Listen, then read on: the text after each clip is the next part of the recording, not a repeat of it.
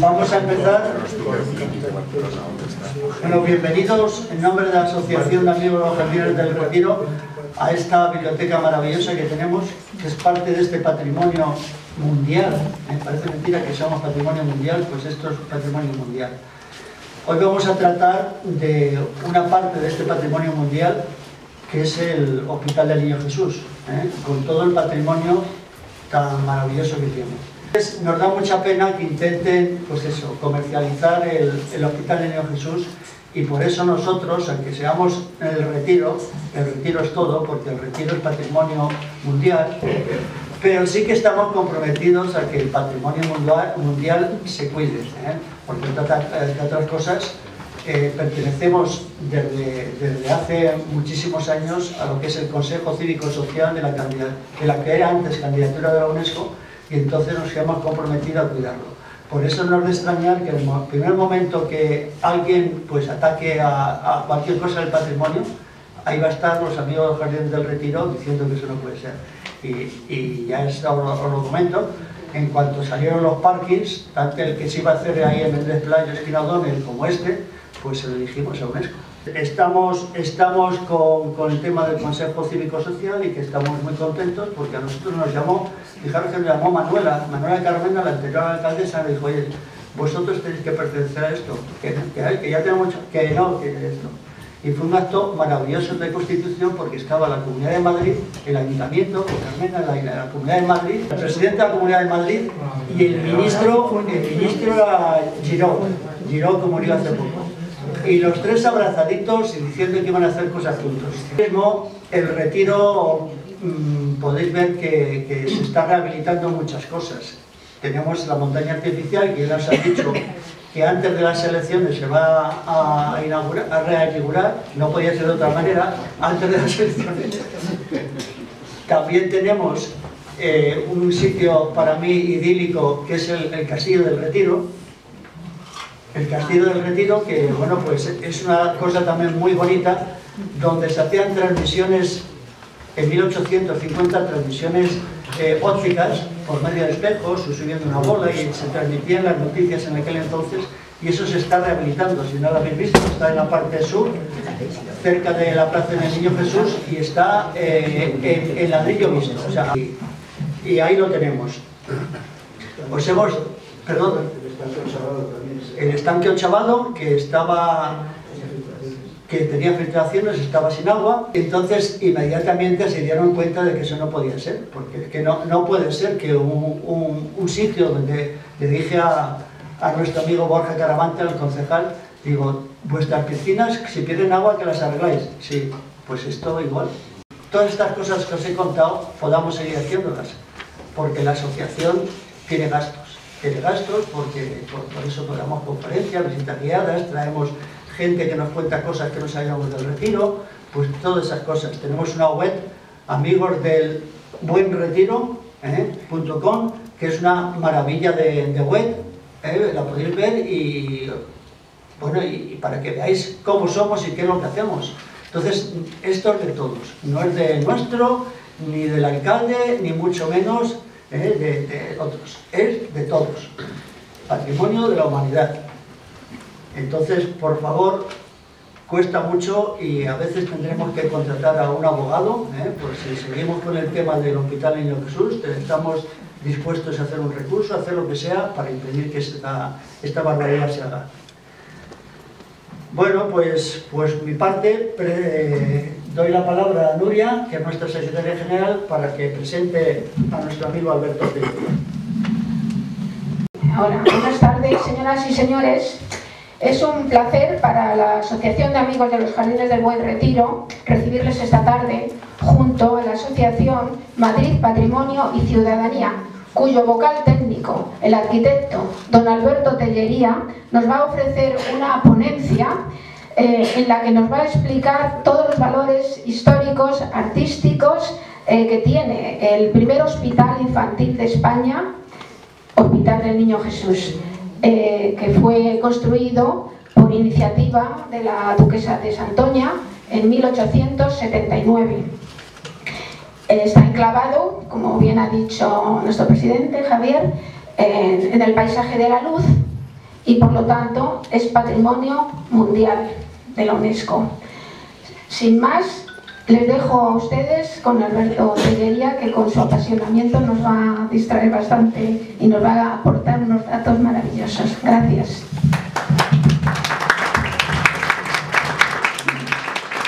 Hola, buenas tardes a todos, muchas gracias por asistir a esta conferencia, gracias a la asociación por invitarme. Yo me voy a poner ahí porque para poder señalar con el puntero me parece que el sitio es mejor que el que estoy ahora, entonces me voy a poner en esa mesa, además así no interfiero en la filmación y espero no interferir tampoco en la proyección. Desde aquí sentado yo creo que puedo dar la conferencia. Esta conferencia me ha sido encargada, bueno, pues un poco como todas estas cosas, es un atraco, o sea, realmente he tenido que informarme a fondo sobre la historia de este hospital para poder darla. Y es curioso porque siendo un edificio tan importante y patrimonialmente con muchísimo valor, no hay gran documentación gráfica histórica. Es curioso la ausencia que hay de informaciones, quizá porque los hospitales pues nunca han sido edificios monumentales, no son palacios, quizá porque hay enfermos dentro y no son un tema que normalmente por intimidad o simplemente bueno, incluso por cierta prevención de los fotógrafos pues no están fotografiados por dentro. Hay una documentación relativamente escasa, pero suficiente como para entender perfectamente el valor que tiene este edificio. Como último apunte, solo decir que yo no cobro, porque ha dicho que las conferencias suponen gastos, pero por lo menos yo no. No sé si hay gastos técnicos y de otro tipo, pero el gasto de conferenciante no es. Y con esto pues ya les voy a dar paso a la conferencia y les voy a ir contando la historia de este hospital. Bueno, el hospital, ya se ha dicho, está absolutamente ligado a la figura de esta mujer, a la duquesa Santoña María Carmen Hernández Espinosa de los Monteros, una mujer de la alta burguesía andaluza, granadina, viuda de un militar, pero de un alto nivel de adquisitivo, o sea, estaba bien situada, era propietaria del balneario Lanjarón, con lo cual tenía una fortuna considerable, y que en un momento dado viene a la corte, y en la corte se casa muy tardíamente, segundas nupcias, en el año 73, con el marqués de Manzanedo, una de las grandes fortunas de España. Marqués, no de raigambre, no de antiguo abolengo, marqués de lo que se llamaba la aristocracia del dinero en el siglo XIX, las grandes fortunas que apoyaban a la corona y que a cambio pues recibían títulos nobiliarios. Isabel II le había nombrado en 1866 marqués de Manzanedo y después en 1875 va a recibir el título de duque de Santoña. Eso va a ser ya después de estar casado con esta mujer, con la fundadora, con la futura duquesa de Santoña, que es un retrato en el Museo del Prado de Felipe Madrazo, y realmente el retrato ya nos dice una cosa, era una mujer más bien imperativa, con un carácter fuerte sin duda, segura de sí misma, con mucha voluntad de ser admitida por la nobleza tradicional española. Esos títulos obtenidos de dinero, la aristocracia tradicional no los recibía de la misma manera, y en los dos métodos que tenían de integrarse en la sociedad aristocrática eran el boato, o sea, desprender una riqueza abundante. Para ello, en el mismo año de su boda, nada más casarse, van a comprar este palacio. El antiguo palacio ahora es la Cámara de Comercio. Este palacio está en la esquina de la calle Príncipe con Huertas, y es el palacio del siglo XVII, reformado en el siglo XVIII, con una gran portada, la ven aquí, de Pedro de Rivera, barroca. Ellos van a hacer una segunda puerta similar para la entrada principal, porque van a cambiar toda la distribución interior, y van a encargar unos arquitectos, Antonio Ruiz de Salces, que ha construido el Palacio de Santoña para el duque, y también allí una escuela y un asilo para los niños, pero antes de conocer a su esposa, y lo van a encargar, pues bueno, que a los mejores artistas. Aquí tenemos esta portada magnífica, y van a, por ejemplo, sustituir esa puerta por esta puerta que se conserva, si van a que este palacio esté incluso protegida con cristales para que no se estropee, porque ellos van a enriquecer enormemente el edificio. Van a llamar a los mejores artistas, decoradores del momento, a pintores como Francisco Sanz Cabot, Javier Vallejo o Manuel Domínguez, para que les pinten los techos, para que hagan las decoraciones. Y tenemos estas fotos, algunas fotos antiguas de cómo era este palacio, con los títulos nobiliarios continuamente, la heráldica del marqués reproducida en todos los sitios para intentar marcar esa raigambre de que ahora ellos son duques y marqueses. Al ser duques son grandes de España. Esto es porque él había financiado la restauración de Alfonso XII con más de 10 millones de reales, se dice, puso una importante fortuna para la restauración, y nada más llegar al trono el rey Alfonso XII le nombra duque de Santoña. Y, por suerte, este palacio se conserva.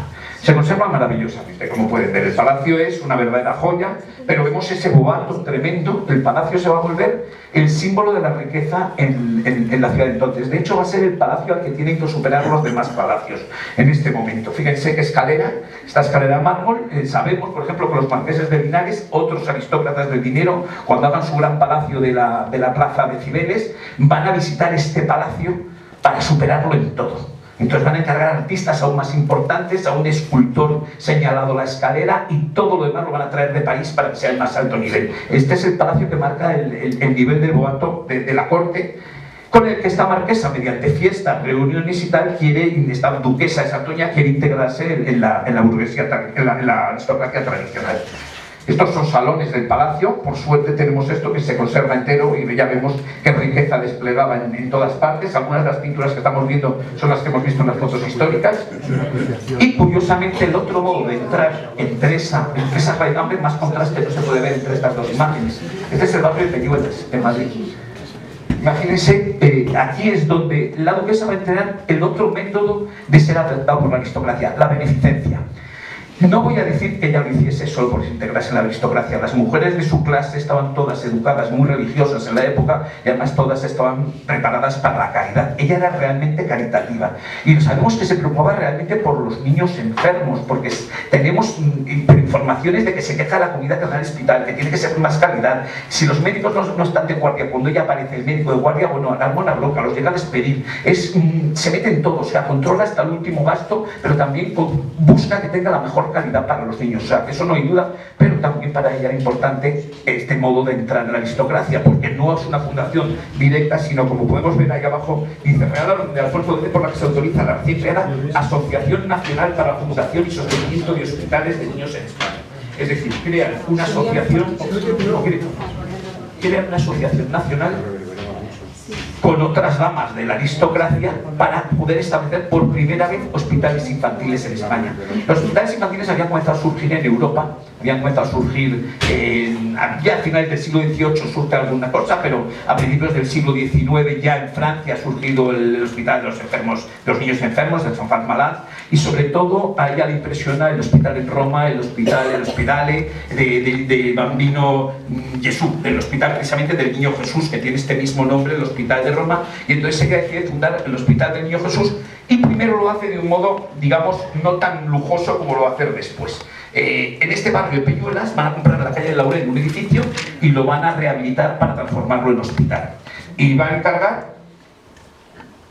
En ese barrio está también esto es importante saberlo porque se ha puesto en ese barrio. No solo hay esa miseria que vemos en el barrio, sino que esto es la Inclusa de Madrid.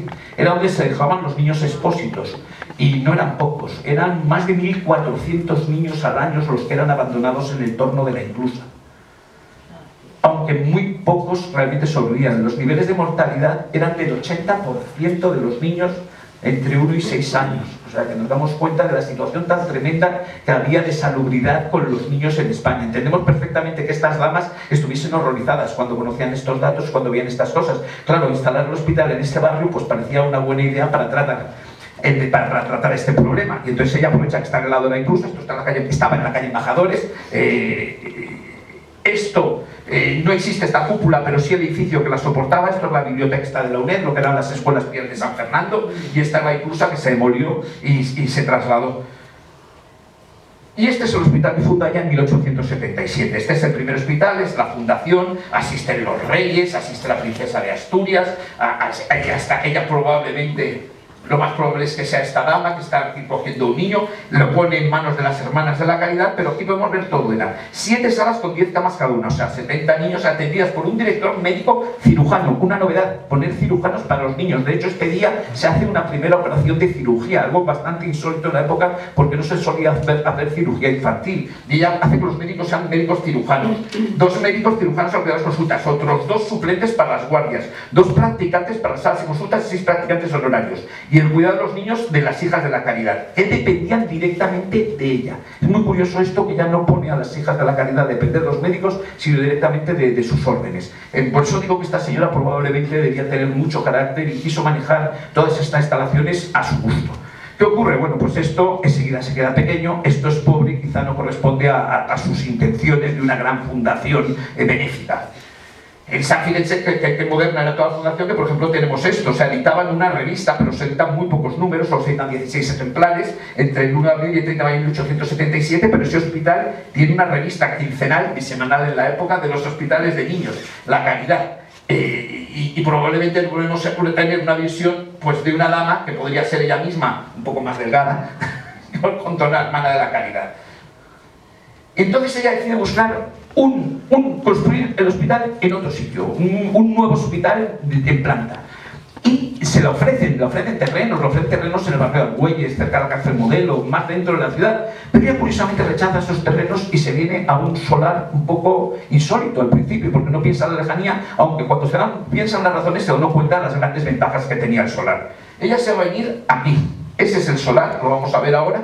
Justo, fíjense que alejado, esto es 1879, el año en el que ella va a fundar este hospital. Fíjense que no había nada construido del barrio, del distrito de Retiro. Estaba todo sin construir. La comunicación era por la calle de Alcalá y bajando por lo que entonces se llamaba la Ronda de Vallecas, también a veces lo llaman Ronda del Retiro, hasta llegar al hospital. En principio parece muy aislado, pero la comunicación no era mala, porque esa ronda tenía una buena circulación y la calle Alcalá era muy importante. Y también llevaban fácilmente al cementerio, que es una cosa que tener en cuenta, dado los muchos niños que morían y los problemas que había.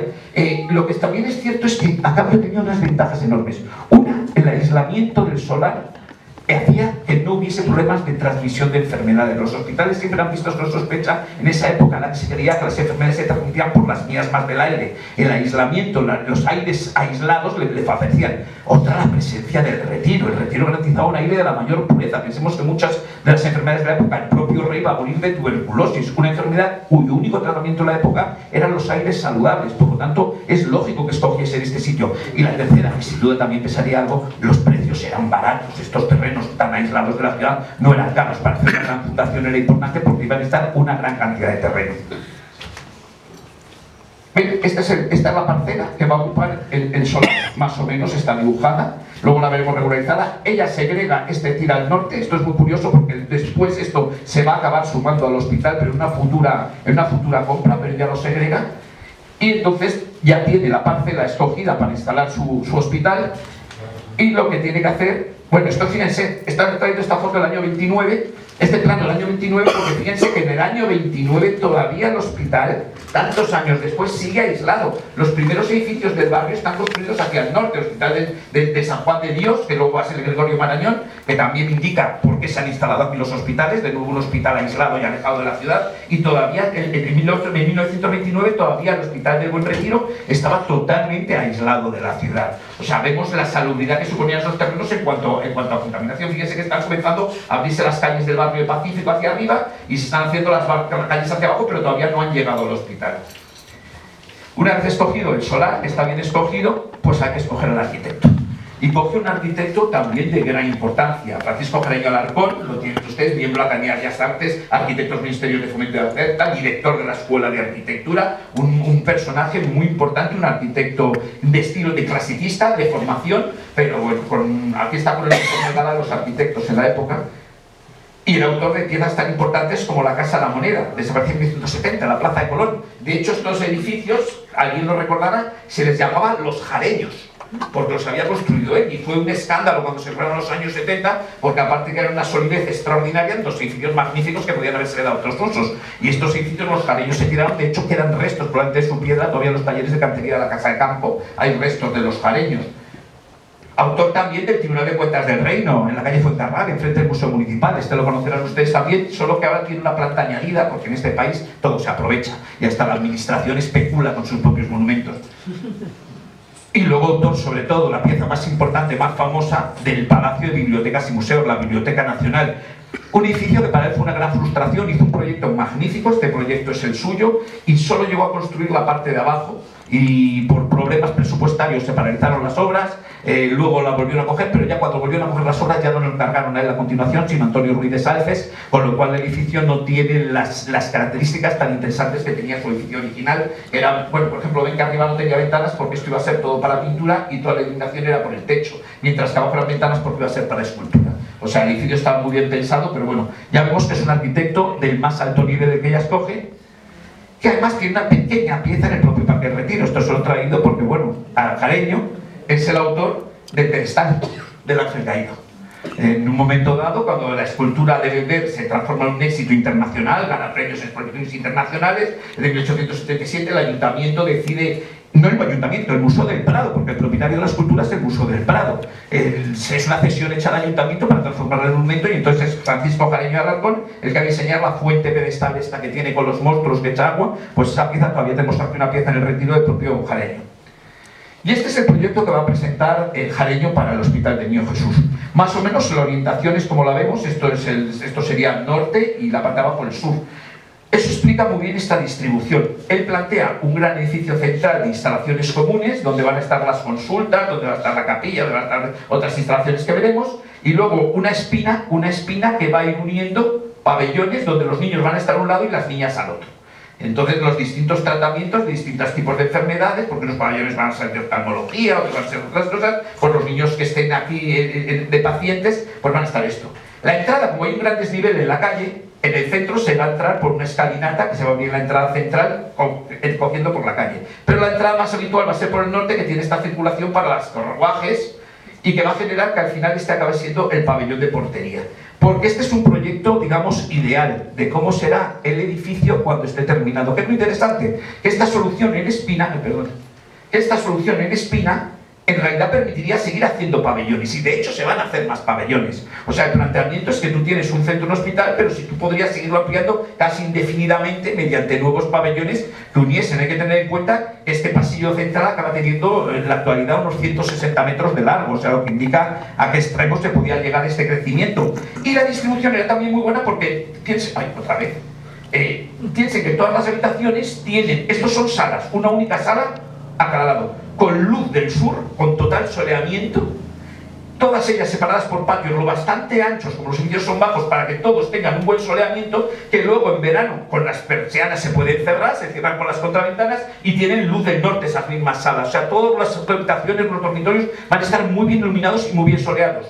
Y estos pasillos abiertos con ventanas a ambos lados permitirán la circulación del aire de modo que no haya contagios desde un pabellón al siguiente. Se trata de establecer una solución integral, salubre y con nuevos criterios de funcionamiento. Esto es una gran novedad en el siglo XIX. En el siglo XIX ha surgido la topología de hospitales modernos. Hasta esa época, pensemos como es el Hospital General de Atocha, un gran caserón con todas las salas juntas, con lo cual las transmisiones de enfermedades, si había una epidemia, el primer sitio donde se transmitía era por todo el hospital.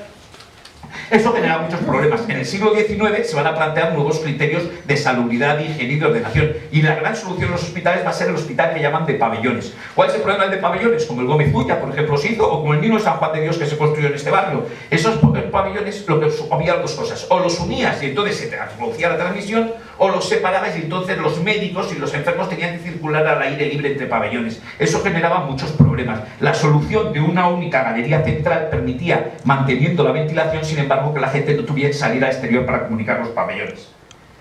Ya vemos que en Madrid ya había algún ejemplo de hospital de pabellones, pero si vemos este hospital, que al principio nos parece parecido el sistema al Niño Jesús, si luego vemos otra imagen del Hospital de la Princesa, vemos que es mucho más monolítico, que aquí el cuerpo de comunicación central es este, que acoge todo el edificio, en realidad está facilitando la transmisión de unos a otros, no están realmente aislados y unidos simultáneamente como están en el Hospital del Niño Jesús. Esa es una de las grandes ventajas y probablemente una de las razones por las que el edificio es tan alabado en las exposiciones internacionales. Ahora vemos la distribución exacta. Hemos visto el primer dibujo, si se fijan ustedes, voy a volver para atrás, 3 y 4 pabellones. Pero ahora llega la realidad. Realmente el presupuesto es el que es. Entonces la primera construcción va a ser el edificio central de servicios comunes, un pabellón, otro pabellón, el cuerpo de portería, que en un futuro estos jardines indican cómo puede ampliarse para tener de nuevo la traza de un pabellón, y el otro cuerpo que vuelve a estar dibujado también con la jardinería para que veamos dónde iría el siguiente pabellón. Es decir, en el momento de construcción realmente el hospital se limita a estos dos pabellones, no va a ser tan amplio y va a sufrir sucesivas ampliaciones. La distribución, bueno, aquí se los puedo explicar un poco. por supuesto la capilla con la sacristía, las consultas externas, todas con entrada directa, aquí estaban los médicos, estaban los oftalmólogos, estaba el practicante, estaba aquí, los cirujanos, todos estos eran consultas externas donde la gente podía hacer cola en estos patios para poder entrar y llevar aquí a sus niños el tratamiento. Detrás, este cuerpo central era de servicios. Aquí tenemos una gigantesca cocina con un gran fregadero. Esto es el lavadero de ropa de cama, que es muy importante en la época en los hospitales tener estos lavaderos. Estos son los comedores de las religiosas y los comedores de los médicos que están aquí. La galería que va uniendo, y vamos viendo que aquí lo que tenemos son salas para niñas, salas para niños, cuarto de juegos de recreo, y en el centro están las enfermeras, los lavabos y los comedores de los pacientes. Los niños van a comer en estos pequeños comedores que se ponen en estas uniones. De modo que tenemos unos servicios comunes a cada uno de estos cuerpos y luego unos grandes servicios comunes para el hospital. La planta de arriba, pues vamos a ver que... Uy, perdón. Ay, pero bueno. ¿Qué es esto? Se ha vuelto loco. Si yo no he podido apretar tanto. La planta de arriba tenemos de nuevo esa distribución de los dormitorios. Aquí vemos las camas, los niños y las niñas. Aquí tenemos toda la comunidad de religiosas. Está el dormitorio de las religiosas, está su enfermería, está su sala común, su ropero. Esto es la ropa de cama del hospital. Esto es para pacientes distinguidos. El hospital va a tener muy buenos médicos, muy buenos cirujanos, y también hay buenas familias que a veces tienen que atender. Y aunque es importante, y eso lo dice la duquesa, que los niños aquí sean pobres de solidaridad, sean verdaderamente pobres los que acogen el hospital para que la calidad no se haga con quienos, pero tienen previsto estas cosas. Vemos una cosa interesante, estos son la cubierta del fregadero y del lavadero, cubiertas de cristal, esto es un patio de luces, o sea, y este, por ejemplo, esto que tiene tanta luz, esto es el quirófano. En un piso alto con mucha luz, porque pensemos que en la época no existe ni la electricidad, con lo cual iluminar un quirófano era problemático, necesitabas tener mucha luz en los quirófanos. La fachada la va a plantear Jareño, pero curiosamente el plano no lo firma él por ausencia. En esa ausencia de Jareño lo ha firmado uno de sus ayudantes, está firmado por Esteban Latorre. La fachada va a ser en principio de un estilo intermedio entre el románico, un románico tranquilizante. Esto es lo que llamaban los alemanes el Rundbogenstil, el estilo de los arcos redondos, que se pone muy de moda en construcción además de ladrillo. Ven que todos estos arcos son de medio punto. Ven, estas son las galerías súper abiertas que comunican los pabellones con otros para garantizar la ventilación y la aireación entre un pabellón y otro y que no haya contagios. Y en el centro va a tener una gran capilla neogótica que va a ser la pieza especial, con una reja que prevé esta puerta, aunque enseguida van a surgir problemas. Fíjense, esta es la construcción, este es el momento de la inauguración. Esta es una imagen tomada a partir de una foto del día de la inauguración. Se inaugura para dar servicio antes de estar acabado el edificio, o sea, vemos que está todavía la capilla, vemos que no está la reja, vemos que todavía hay ciertos desmontes, el desnivel de la calle baja mucho y hay que hacer una gran escalinata para poder alcanzar la capilla en el centro. Eso luego va a tener distintas soluciones porque van a surgir problemas. El primero de todos es que al año siguiente el ayuntamiento decide ensanchar la calle. La calle era muy estrecha, la ronda está de Vallecas, y el ayuntamiento decide de repente que tiene que quitarle todo este trozo al hospital. Por suerte los edificios están retranqueados, pero va a generar que la escalera va a estar fuera, la escalera va a quedar fuera de la propia calle, va a quedar durante mucho tiempo la escalera de Niño Jesús saliendo dentro de la propia calle por este ensanche de Carlos Columí, del arquitecto municipal de 1882. Aquí tenemos otra foto, ven dónde queda la escalera al final. La escalera va a quedar fuera y aquí es donde se va a instalar la reja, finalmente, porque el edificio se ha quedado. Vean, hay soluciones, luego veremos que algunos de estos elementos se conservan. Por lo visto la calefacción era mediante glorias, mediante un sistema de calefacción bajo los suelos. Tampoco había unas calefacciones modernas de agua caliente ni de radiadores en ese momento, entonces la calefacción del edificio pues era relativamente precaria. Y ya vemos, bueno, pues cómo el edificio se va acabando en una serie de fotos sucesivas. Aquí ya vemos la foto con... Aquí ya vemos que está puesta la reja, vemos este pabellón de entrada que hemos dicho de carruajes que va a ser el principal, porque aquí se va a construir un cuerpo bajo que va a servir de portería. Vemos lo que les decía, esa escalinata en el centro que interrumpe la fachada. Y bueno, pues como podemos ver también, en efecto, solo hay dos salas de edificios para los pacientes. Vale. Otra foto del momento en la que, curiosamente, esta es una foto posterior y ya vemos una futura ampliación. Esta se me ha colocado mal, vaya por Dios. Bueno. Y esta es una foto muy interesante porque es la foto trasera del hospital. Y aquí vemos el jardín. Ese jardín, en este momento, fíjense, los arbolitos están recién plantados, pero es un jardín realmente extenso. El jardín estaba previsto un jardín detrás. Vemos esos cuerpos de cristal que les he dicho, esos lucernarios cristalinos para iluminar lo que era el lavadero y lo que era el fregadero de las cocinas, el depósito de agua para garantizar la presión en esta zona. Y los cuerpos que se han construido y el pequeño jardín, bueno, el pequeño jardín que no es tan pequeño, el jardín recién plantado. Y aquí tenemos, por ejemplo, las consultas externas. Vamos a ir viendo cómo funcionaba el hospital. Estas son las consultas externas. Aquí tenemos la de medicina. Esta, según los planos, iba a ser cirugía. No sé exactamente si se respetarían esas divisiones. Son estos dos cuerpos bajos a los lados de la capilla y vemos cómo la gente se acumula para estar esperando aquí en estos patios a que les atiendan, porque claro, un hospital gratuito en esta época pues era absolutamente necesario para una población de una gran miseria. Va a tener todo tipo de instalaciones, tiene un laboratorio de farmacia estupendo, porque tiene un laboratorio, la verdad es que esta foto me costaba al principio identificarlo porque miraba esto y digo, es una cocina, pero ¿qué guisaban con estos aparatos? Y no es que es el laboratorio de farmacia. Claro, eso explica la mezcla de cocina con extraños alambiques.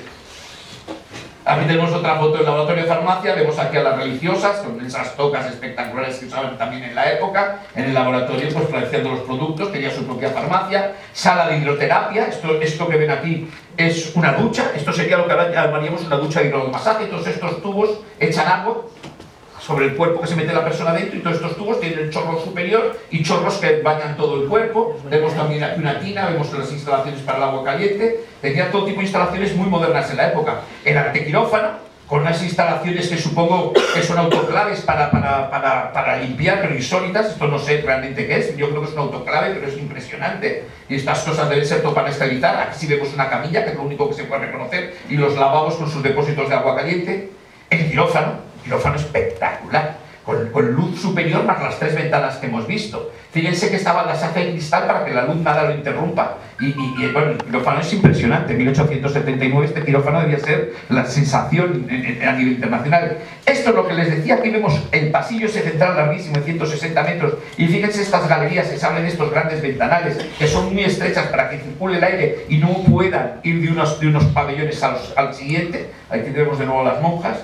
En los dormitorios, también magníficos, unos dormitorios largos, espléndidos. Lo que he dicho, fíjense, claro, la luz al sur y la luz al norte. Entonces en verano bastaba cerrar contraventanas para tener una iluminación espléndida, y en invierno tenías la luz del sur que calentaba y los niños estaban en las mejores condiciones. Fíjense qué detalle tan bonito, el caballito de cartón para los niños, que nos explica. Y además que en este lado lo que vemos son cunas y en este camas. Nos damos cuenta de lo pequeños que eran muchos de los niños que pensaban en estos hospitales. El lavadero, ese que hemos visto que tenía el techo de cristal, un lavadero inmenso. El lavado de sábanas en un hospital es tremendo, y en esta época que se lavaba a mano las sábanas, que era lo más difícil de lavar. Esto era uno de los trabajos probablemente más duros que había en el hospital, tenía luego un secadero cubierto también para garantizarse que las sábanas, había suficiente producción de sábanas para esto. Y de hecho también tenía un costurero donde vemos aquí, claro, hay que planchar esas sábanas, hay que coserlas, hay que arreglarlas con el personal que trabajaba en el costurero.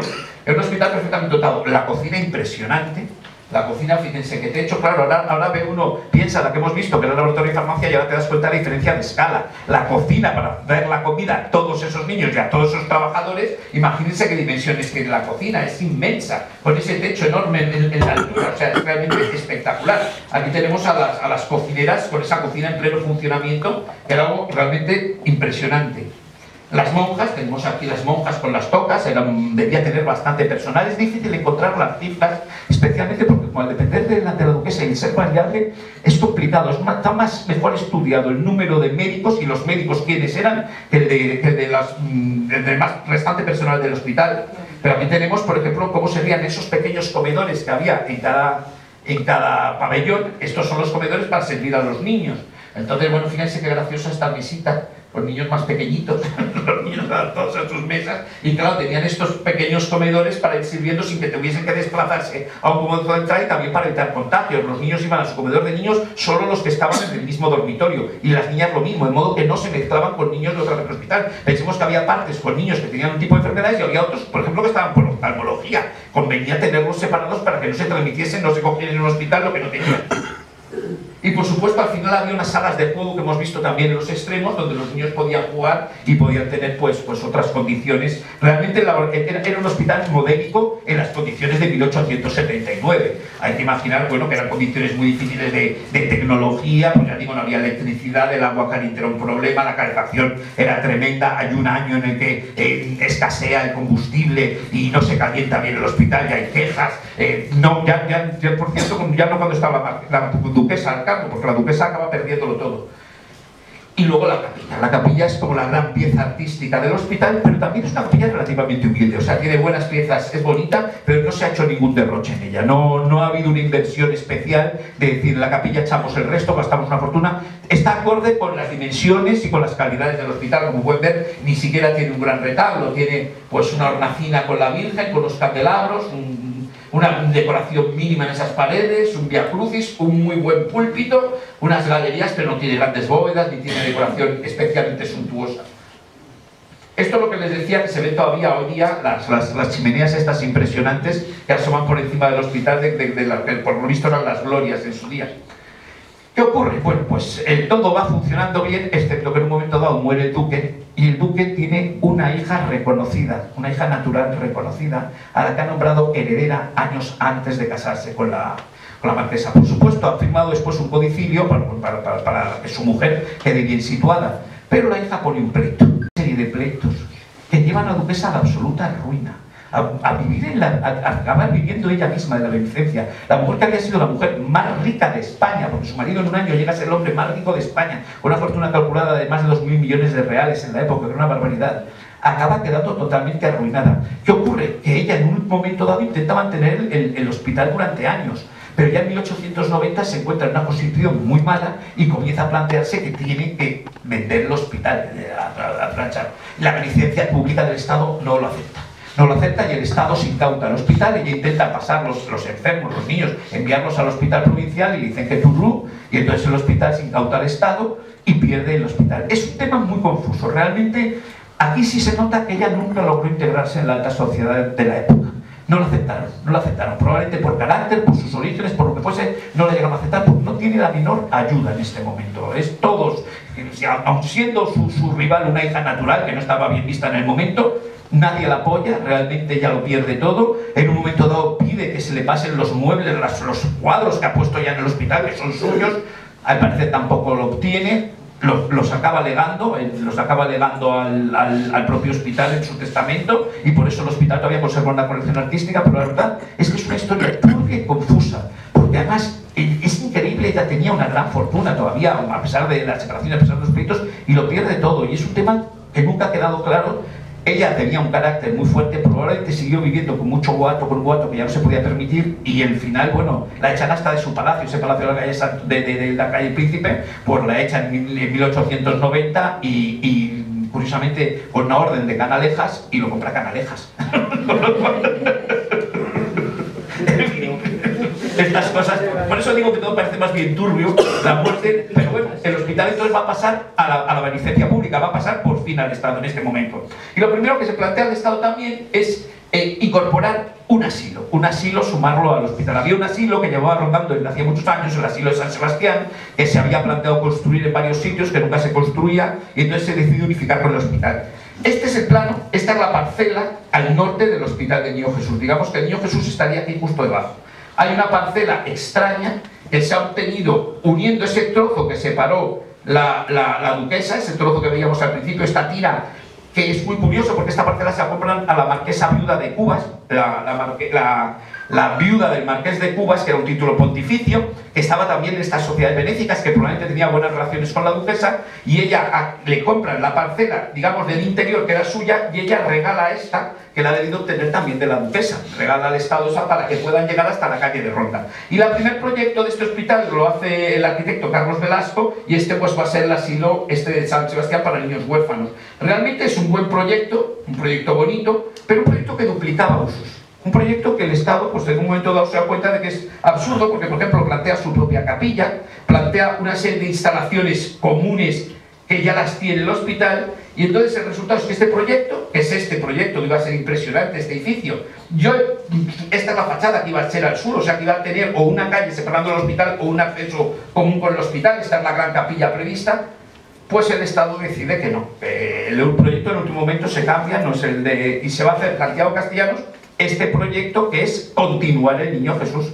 Tiene mucho sentido. Dicen, si ya tenemos toda una serie de servicios en el Niño Jesús, ¿para qué demonios vamos a duplicarlo todo en un asilo que va a estar pegado?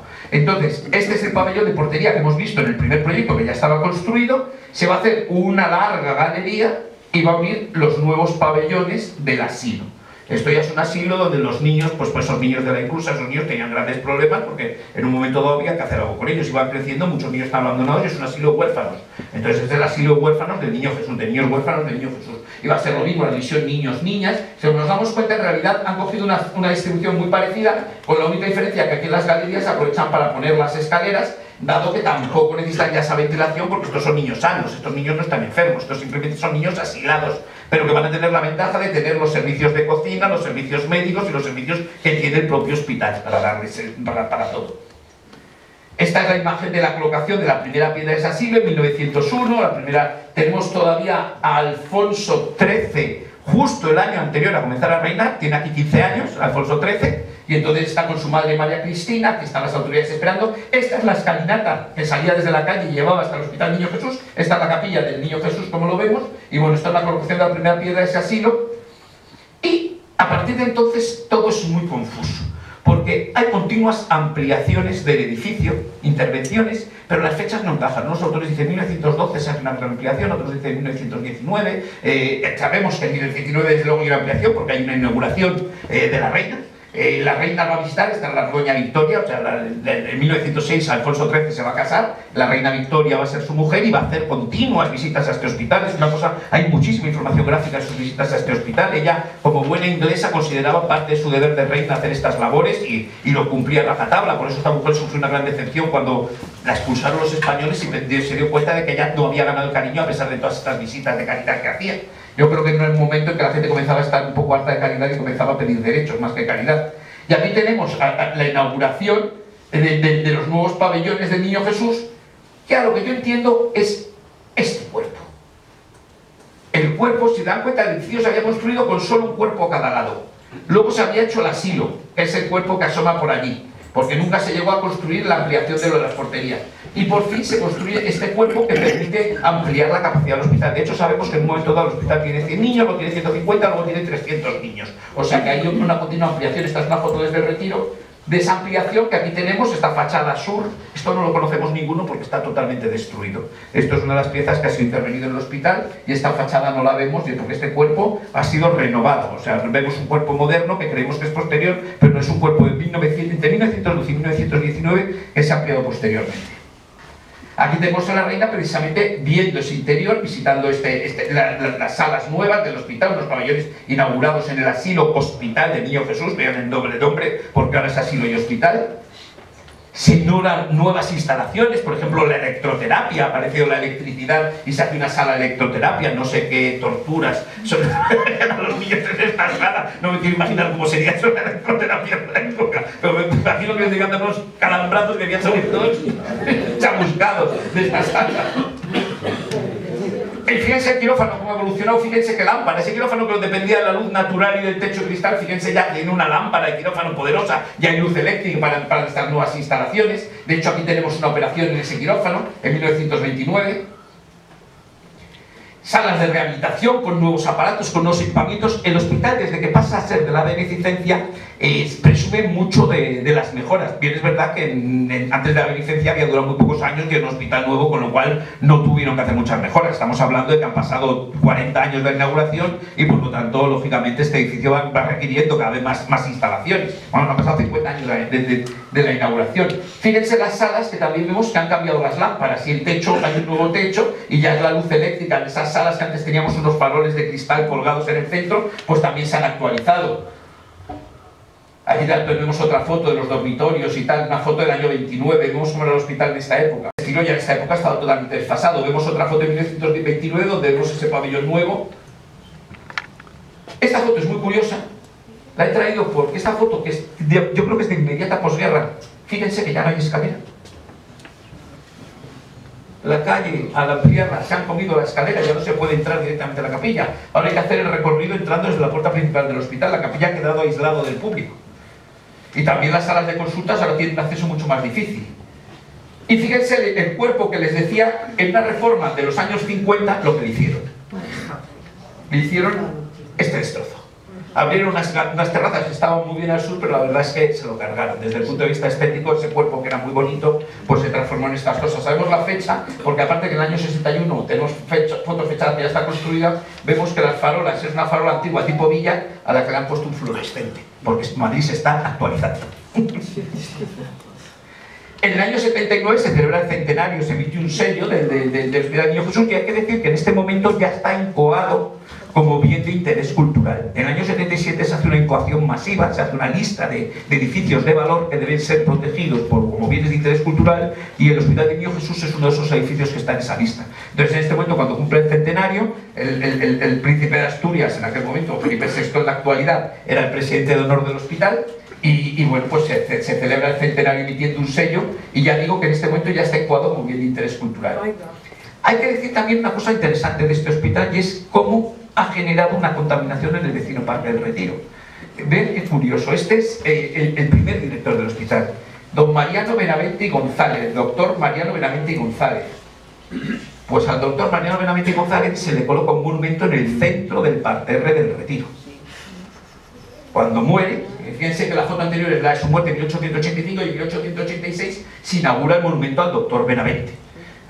Claro, la cercanía hace que los monumentos se colocan siempre cerca. El monumento al doctor Rubio está en el Parque del Oeste porque el Instituto Rubio estaba pegado al Parque del Oeste. Los monumentos a los pediatras que trabajan en el Hospital de Niño Jesús van a estar en el hospital. Esto va a explicar también por qué hay tantos pediatras en este parque. Hay muchos monumentos a pediatras.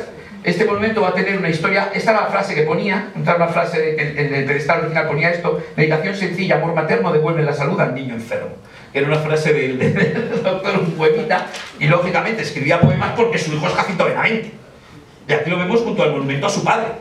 El premio Nobel de Literatura y el autor teatral, aquí está junto al monumento a su padre, en una foto de 1912. Pues bueno, la verdad es que una vez muerto este hombre, tuvieron el mal gusto de quitar el monumento a su padre, arrinconarlo a un lateral, que es como está ahora el doctor Benavente, y poner en su lugar el monumento a Jacinto Benavente.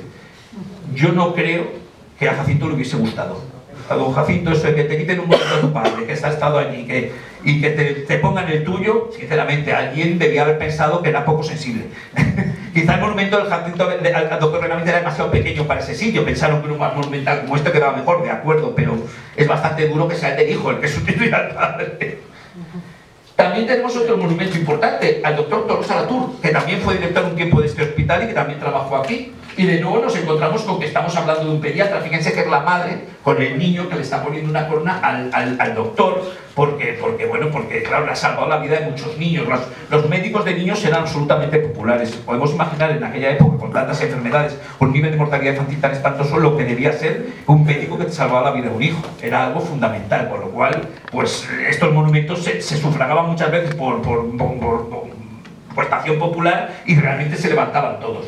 Aquí lo tenemos de nuevo en este dibujo, y con esto es el momento de la inauguración, el monumento de Hortels. Este se conserva en su sitio y está en buenas condiciones. Vemos aquí que Tolosa Latour fue director del hospital, y que esta revista la editaba el hospital, La Madre y el Niño. Es una revista de higiene, y el director doctor Tolosa Latour, médico del Hospital del Niño Jesús, miembro fundador de la Sociedad Española de Higiene. He traído esta revista porque hemos visto que al principio había una revista de la caridad que editaba. El hospital siempre va a estar ligado a revistas pediátricas. Va a ser de las primeras, porque además va a ser el pionero de la pediatría en España, y va a ser fundamental en el desarrollo de la pediatría en España. El Hospital del Niño Jesús, centrado exclusivamente en niños, va a tener una importancia enorme en esto, y va a generar muchas revistas y muchos temas de pediatría. Y he traído una cosa bastante curiosa de publicar esta revista. A ver. Estoy dando lo que no es. Esto sí me llamó mucho la atención, porque yo no me imaginaba que en esta época pasasen estas cosas. Necrológica de Martina Castells de Constatí, doctor en medicina y cirugía. Doctor, no doctora, todavía. Es curioso que no la llamasen doctora cuando había doctoras de la iglesia como la Santa Teresa, pero la llaman doctor. Curiosamente os ha entendido. Pero es que estamos hablando de una mujer que muere en 1884. Y es no solo médico, sino doctor. Esta frase dice, doctorado en medicina disertando acerca, el doctorado lo tuvo disertando acerca de la educación física, moral e intelectual que debe darse a la mujer para que ésta contribuya en grado máximo a la perfección y dicha de la humanidad. Es muy curioso, pero fíjense que curioso, murió muy joven, es una mujer que desaparece enseguida. Bueno, ahí se ve la imagen de la necrológica, lo joven que era, y tenía 20 y tantos años, pero realmente es sorprendente ver que las mujeres ya estaban en este momento entrando en la medicina, y lógicamente tenemos que pensar que en la pediátrica pues tenía mucho que decir. Otros monumentos de doctores que tuvieron alguna relación o no con el hospital, pero que sí eran pediatras importantes, pues también tenemos el Parque del Retiro, al doctor Cortés de Miguel y al doctor Pulido. Este es muy curioso porque el monumento es muy tardío, pero el busto se hizo en 1921 por el mismo escultor. Y en el año 54, cuando hacen el monumento, hacen una copia del busto y le colocan esta figura también de la madre, siempre madres y niños. Vemos cómo la pediatría ha invadido el parque. O sea, el Parque del Retiro tiene una doble contaminación con este edificio, pues por la cercanía, pero también por lo que ha supuesto. Y ahora vamos a ver, pues bueno, cosas que ha tenido este edificio. Vamos a ver su estado actual más o menos, en lo que he podido, en lo que se puede ver. El hospital no es un lugar para ir a tomar fotos, pero bueno, aquí vemos, por ejemplo, si vemos esta foto de la entrada actual, esta era la separación, que esto ha crecido con un cuerpo trasero. Esta era la entrada, que a este lado era el asilo y a este lado era el hospital. Si girabas hacia un lado, hacia el asilo, y al otro hacia el hospital. Si vemos estas fotos antiguas, vemos, por ejemplo, que hemos perdido ese escudo, un escudo real. Probablemente durante la República ese escudo se quitaría. Es este asilo hospital del Niño Jesús, y vemos cómo ese escudo se ha perdido. Aunque tengo mis dudas por una razón, porque yo tengo fechada esta foto como de posguerra. Si nos damos cuenta, ya son enfermeras, no son monjas, pero puede ser una foto de anteguerra, porque muchas de estas fotos están mal fechadas, son de archivos de fotógrafos de Santos Lluvero, que tienen muchas fotos y no todas están bien fechadas, con lo cual quizás sea una foto de anteguerra. Vean aquí que se ven muy bien las galerías. Fíjense cómo se ven las ventanas del otro lado, ese punto súper estrecho que permite la ventilación para aislar el hospital. Este es el cuerpo de consultas y este es el cuerpo de la capilla. La capilla, que es la pieza máxima del hospital y que se conserva estupendamente. Vemos la foto exterior. Estas fotos relativamente modernas, estas del Colegio de Arquitectos. La he sacado porque los árboles han crecido y cada vez la están tapando más, pero bueno, en realidad vemos que la capilla no ha tenido grandes cambios. Les voy a dar un disgusto, no es tan neomudéjar como se dice. Porque todo el mundo habla de la capilla, que la capilla es la primera muestra de neomudéjarismo de Jareño, que Jareño absorbe el mudejarismo, que abandona su clasicismo para hacer neomudéjarismo, que, bueno, realmente esta capilla, si volvemos a la imagen anterior, Mudéjar tiene, pues mire, estos elementos, que estos son paños de cerca, y este arquito. Estos son arquitos lombardos que no tienen nada que ver con el mudéjar, esto es neorrománico y todo esto. Y estos arcos de medio punto pues tampoco tienen nada que ver con el mudéjar, esto todo es románico. Con lo cual realmente esto es lo único que realmente es mudéjar. Este arquito polilobulado y estos dibujos de cerca. Voy a explicar por qué. En Madrid hay una cierta confusión de que últimamente a todo lo que es de ladrillo se le llama neomudéjar. El neomudéjar no es que sea de ladrillo, porque eso es latericio, no neomudéjar. El neomudéjar es que reproduce el estilo mudéjar. ¿Y qué es el estilo mudéjar? En España tiene la singularidad de que con la Reconquista quedan muchos árabes alarifes que trabajaban muy bien constructores en el territorio cristiano. Y los cristianos les encargan que construyan iglesias y edificios de tipologías cristianas, y ellos las construyen con sus técnicas tradicionales. Entonces hacen el ladrillo, pero con un dibujo que ustedes, si se fijan, este es el dibujo que adorna la giralda, los dibujos de ladrillo. O sea que estos dibujos de rombos ellos los vienen del mudéjar. Hacen arcos de herradura apuntados, hacen arcos polilobulados, hacen arcos entrelazados, todo elementos de la construcción árabe. Ponen techos de lacería de madera con dibujos, usan mocárabes. Es decir, es un edificio que precisamente estamos en una iglesia, muchas veces es una iglesia cristiana, casi gótica en su disposición, pero con un montón de detalles artísticos, decorativos, de estilo árabe. Eso es lo que caracteriza al mudéjar, no el uso del ladrillo. Solo el ladrillo se usa en los países bálticos, y hay gótico, en Europa el ladrillo. Este es el estilo. Entonces, bueno, digamos que en el Hospital del Niño Jesús hay un poquito de mudéjar, pero no mucho. O sea, ha existido mucho en la variedad. Eso no quiere decir que tenga menos valor, es una fachada magnífica, con toques neomudéjares. El interior de la capilla, por ejemplo, ya no tiene nada de mudéjarismo. Y he puesto, esta es la foto del estado actual de esta capilla, y he puesto también algunas fotos aquí para ver pequeñas variantes que tenemos. Fíjense qué curioso, en la foto más antigua que tenemos, del momento de la inauguración, la decoración de esto era distinta. Aquí había una cenefa, que ya no tiene. En cambio, las paredes no tenían decoración de ningún tipo, sino que simulaban ser de piedra, y ahora están completamente decoradas. No sé en qué fecha se realizó la decoración de esta capilla. No está mal hecha, es bonita. La verdad es que es una intervención interesante, pero tendrá que ser, yo pienso, Quizá cuando lo cogió la beneficencia, quizá cuando hicieron algunas de esas ampliaciones, porque es raro que nadie deja estas decoraciones a partir de los años 20, no era un estilo que se llevase, con lo cual yo imagino que estas decoraciones deben ser esas ampliaciones cuando lo coge el cuerpo de beneficencia, en alguna reparación de la capilla, pues la enriquecieron con algunos elementos. Curiosamente, vean, esto sí lo tenemos esta decoración de arquerías aquí, que se conserva, esta pequeña arquería gótica, y fíjense que ahora tiene una cereza decorativa debajo, que aquí no tiene en la foto antigua. Sin embargo, los candelabros y el altar sí es el mismo. Han perdido los ciriales estos impresionantes que le daban esta belleza, la verdad es que era muy bonito. En cambio, por ejemplo, han aparecido aquí una gloria de querubines y de ángeles que aquí no tenía. O sea, hay pequeñas variantes, parece que todo está muy bien conservado, pero descubrimos que hay pequeños cambios en estos edificios. La capilla, bueno, está la vista hacia el otro lado, es muy interesante esa distribución con esta galería que comunica con el cuerpo de las monjas, con este cuerpo alto que permitiría a las monjas llegar desde sus cuerpos incluso para cantar y cosas de estas. Esta es la entrada de público. Ya vemos que es muy sencilla, lo que decía, fíjense, ni siquiera ha hecho bóveda, ha hecho una bóveda rebajada, una bóveda, no es de cañón, es una bóveda carpanel, pero no ha puesto bóvedas ni crucerías, es una capilla realmente humilde, pero con elementos muy bonitos decorativos, como la escalera esta subida de caracol, está con esta barandilla de fundición de hierro espléndida.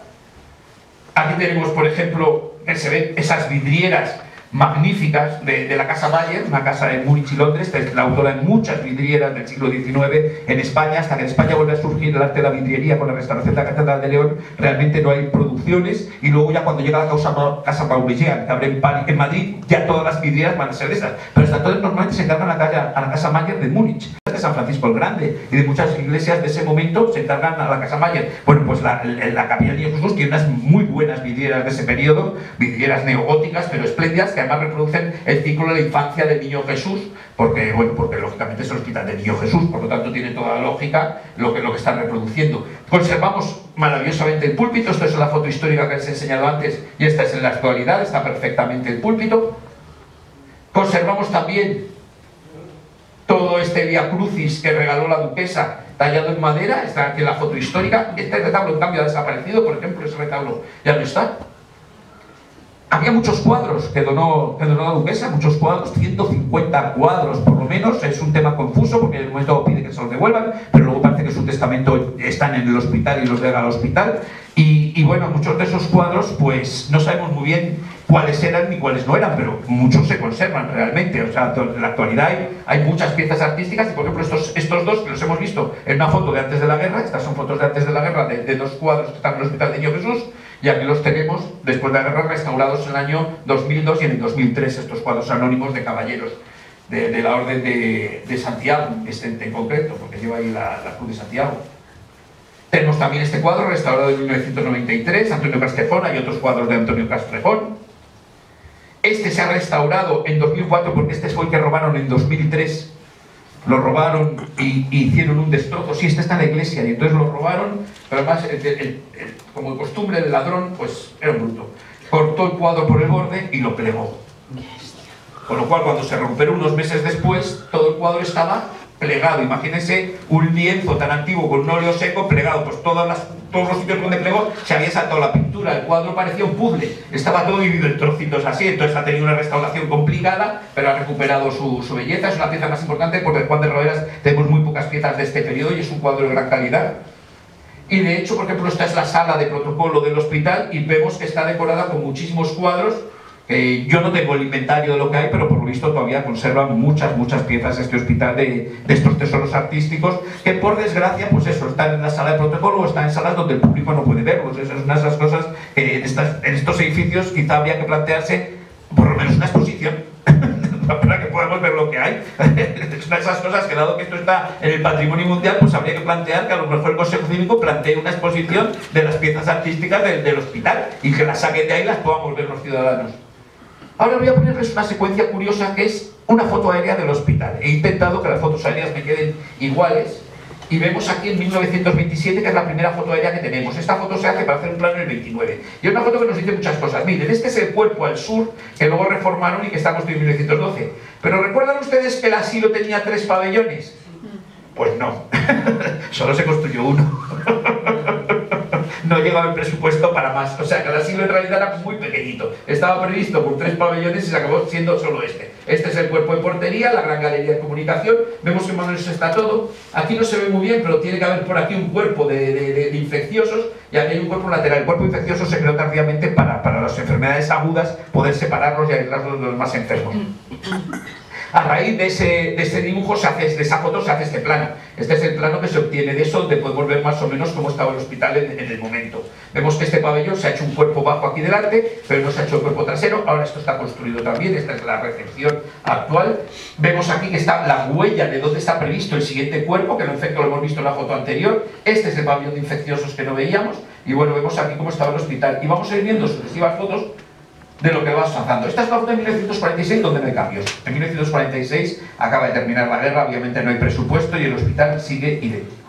Esta es la foto de 1956, vamos viendo siempre el jardín, donde quizá ya aparezca esto y este cuerpo ya ha debido ser reformado o estará a punto de ser reformado. Las fotos tienen muy mala calidad las primeras, pero van a ir mejorando. Ven aquí ya resulta que ya se ha construido el segundo cuerpo ese previsto, pero ya se ha hecho sin tener en cuenta el diseño original del edificio. Se ha hecho de una manera distinta, al igual que este. Todavía tenemos todo el jardín libre, la parte trasera y los jardines intermedios del hospital. En 1961-67... ¿Qué pasó de foto? No. A ver, está en 1961-67, sí. En 1975 comienzan a pasar cosas espantosas. Se muere Franco. Ya comienzan a surgir los cuerpos añadidos al hospital que sinceramente van a ir distorsionando su imagen porque no se tiene en cuenta para nada el valor histórico y artístico. Es verdad que en este momento esta arquitectura estaba muy mal considerada, en este momento todavía se consideraba, pero muy poco después, en 1977 ya va a ser considerado monumento, con lo cual está cambiando las sensibilidades. En 1980, y ya en este momento está encuadrado como bien de interés cultural, fíjense, todavía se conserva la mayor parte del jardín, aunque ya han surgido estos edificios que lo van devorando. Pero fíjense aquí que ya ha surgido un edificio provisional, un edificio prefabricado, que ya ocupa el hospital, el cuerpo, en 1991. A pesar de que en este momento ya estamos hablando de un edificio que está a punto de ser declarado BIC. Ya no solo está encuadrado, sino en el año 95 se declara BIC, con esa declaración que todos sabemos que coge todo el hospital, todo es BIC, incluidos los jardines, y zona de entorno de BIC, toda la manzana. O sea que es una declaración muy ambiciosa que protege todo el conjunto, pero que yo creo que en muchas ocasiones en España nunca se ha tenido en cuenta a la hora de intervenir este hospital. Desde Sanidad nunca han pensado que están en un edificio histórico-artístico. Siempre han atendido las necesidades pediátricas, las necesidades hospitalarias, que es, por supuesto, imprescindible en un hospital, eso es fundamental, pero que siempre se puede hacer también con cierta sensibilidad a donde al sitio en el que estás trabajando. Pues en este caso no se ha hecho. En 1999 tenemos, bueno, pues ya fíjense lo poquito que queda de jardín, está devorado por sucesivas construcciones. En 2006, en 2010, este edificio encima se va degradando. Aquí lo tiran y ya todo se transforma en un aparcamiento. Es todo un enxambre en 2013. ¿Por qué no se mueve? En 2021, esta es la última foto que les traigo, donde vemos que, bueno, que en realidad se ha transformado todo ese edificio. Tras demolerlo, no se ha recuperado el jardín, se ha transformado en un aparcamiento y está totalmente bastardeado el edificio con añadidos, instalaciones y construcciones diversas, de la casa Ronald McDonald a los edificios que ahora tienen que demoler. Esto es el 2021, cuando se declara ese mismo año, esto se declara Patrimonio Mundial. La declaración es graciosa porque el plano hicieron la línea y lo pusieron como un añadidito. Pero es verdad que esto fue modificado. Yo cuando entramos en el Consejo Cívico y Social ni siquiera cogía las calles, o sea, todas estas fachadas no estaban protegidas, ni esto. El borde iba por el borde del Retiro. Y de hecho lo primero que planteamos las asociaciones es que un paisaje, si tú estás viendo una cosa y ves otra detrás, forma parte de ese mismo paisaje. No puedes tener un paisaje que, si miras la iglesia de San Manuel San Benito, por ejemplo, no estaba. O sea, la iglesia de San Manuel San Benito no forma parte del paisaje, pero si el Retiro tiene la puerta de Hernani hecha pensando para que se vea la iglesia, era absurdo. Bueno, pues entonces UNESCO pidió que se cambiase, que se incorporasen todas estas fachadas, y con buen criterio el ayuntamiento incluyó, dado que era un BIC y había que protegerlo, pues incluyó el Hospital del Niño Jesús, con lo cual forma parte del patrimonio mundial, como hemos visto. Eso no impide que este sea el proyecto que está ahora circulando. Ven ustedes aquí el hospital, los pabellones antiguos, y ven el nuevo edificio que se plantea construir detrás, ocupándolo todo, sin ningún respeto para recuperar jardines, con una arquitectura que la propia UNESCO ha calificado de banal, ha dicho que un edificio de esta importancia, una obra de esta importancia en patrimonio mundial tiene que tener una arquitectura especialmente cuidada. Aquí se han dicho que en realidad esto es un anteproyecto, que no es el proyecto definitivo, pero UNESCO les ha dicho que tienen desde el principio que informar cuando se van a hacer estos proyectos, que para que ellos den directrices y aconsejen, que no puede ser cuando el proyecto esté cerrado informar a UNESCO. A UNESCO hay que informarla desde el primer momento cuando se plantea una obra de tanta importancia dentro del patrimonio mundial. Y esto es lo peor, porque eso es lo que vemos, pero esto es lo que no vemos. Imagínense qué aparcamiento. El aparcamiento es una monstruosidad que además puede afectar incluso al edificio histórico. O sea, esto aparte que puede cambiar los niveles freáticos del agua, crea un bulbo de presiones, es decir, aplasta el terreno de tal manera, aquí debajo el bulbo de presiones es que esto va a aplastar todo el terreno como en 45 grados. Y claro, va a llegar al edificio histórico que está aquí al lado pegado. Con lo cual es muy posible que las civilizaciones puedan tener afecciones en el edificio histórico, pero aunque no fuese así, realmente la UNESCO, una de las cosas que ha dicho es que este patrimonio mundial tenía mucha contaminación, mucho tráfico y un uso muy intensivo, que eran cosas que había que intentar limitar y reducir. Y por lo tanto, meter un aparcamiento de 800 plazas que va a suponer meter más coches, más uso intensivo y más contaminación, pues parece una idea absolutamente insensata. Y he terminado.